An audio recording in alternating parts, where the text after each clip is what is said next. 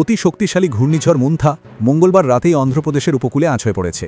আবহাওয়া দপ্তর জানায়, কাকিনাড়ার কাছাকাছি মছলিপত্তনম ও কলিঙ্গপত্তনমের মধ্যে ল্যান্ডফল প্রক্রিয়া শুরু হয় এবং পরবর্তী 3 থেকে 4 ঘণ্টা ধরে চলে তার তাণ্ডব। ঝড়ের সময় বাতাসের গতি ঘণ্টায় 90 থেকে 100 কিলোমিটার। দুর্যোগে প্রাণহানিও হয়েছে। অন্ধ্রপ্রদেশে জারি হয়েছে উচ্চ সতর্কতা। তবে মুন্থা ইতিমধ্যেই শক্তি হারিয়ে সাধারণ ঘূর্ণিঝড়ে পরিণত হয়েছে, যার পরোক্ষ প্রভাবে বাংলার বেশ কিছু জেলায় বৃষ্টির সম্ভাবনা রয়েছে। আলিপুর আবহাওয়া দপ্তর জানিয়েছে, গত 6 ঘণ্টায় মুন্থা বঙ্গোপসাগরের উপর দিয়ে ঘণ্টায় প্রায় 15 কিলোমিটার গতিতে উত্তর ও উত্তর পশ্চিম মুখে অগ্রসর হয়েছে। যদিও ঝড় সরাসরি পশ্চিমবঙ্গে আছড়ে পড়বে না, তবে তার প্রভাব পড়বে রাজ্যের বেশ কয়েকটি জেলায়। ইতিমধ্যেই কলকাতা সহ দক্ষিণবঙ্গে বৃষ্টি ও দমকা হাওয়ার পূর্বাভাস দিয়েছে আবহাওয়া দপ্তর। বুধবার দক্ষিণবঙ্গের কিছু কিছু জেলায় বজ্রবিদ্যুৎ সহ বৃষ্টির জন্য হলুদ সতর্কতা জারি করা হয়েছে।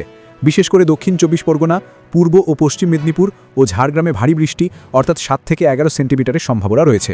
বৃহস্পতিবার পুরুলিয়া, বীরভূম, পশ্চিম বর্ধমান ও মুর্শিদাবাদ জেলায় ভারী বৃষ্টির পূর্বাভাস দেওয়া হয়েছে। এই সময় ঘণ্টায় 30 থেকে 40 কিলোমিটার বেগে ঝোড়ো হাওয়া বইবে। 31 অক্টোবর পর্যন্ত দক্ষিণবঙ্গে বিক্ষিপ্তভাবে ভারী বৃষ্টি হতে পারে বলে জানিয়েছে আইএমডি। উত্তরবঙ্গেও বৃষ্টি বাড়বে বলে পূর্বাভাস। বুধবার জলপাইগুড়ি, উত্তর ও দক্ষিণ দিনাজপুর ও মালদাহে বজ্রবিদ্যুৎ সহ বৃষ্টির হলুদ সতর্কতা জারি করা হয়েছে। বৃহস্পতিবার থেকে দার্জিলিং, কালিম্পং, কোচবিহার, আলিপুরদুয়ার ও জলপাইগুড়িতে ভারী থেকে অতি ভারী বৃষ্টির আশঙ্কা রয়েছে। কিছু এলাকায় বৃষ্টির পরিমাণ 20 সেন্টিমিটার পর্যন্ত পৌঁছাতে পারে। ঘূর্ণিঝড়ের প্রভাবে সমুদ্র উত্তাল হয়ে উঠেছে। দক্ষিণ ও মধ্য বঙ্গোপসাগর পাশাপাশি উত্তর পশ্চিম বঙ্গোপসাগরে মৎস্যজীবীদের যাওয়া সম্পূর্ণ নিষিদ্ধ করা হয়েছে। রাজ্য প্রশাসনের পক্ষ থেকে নির্দেশ দেওয়া হয়েছে, বৃহস্পতিবার পর্যন্ত কেউ সমুদ্রে না যান।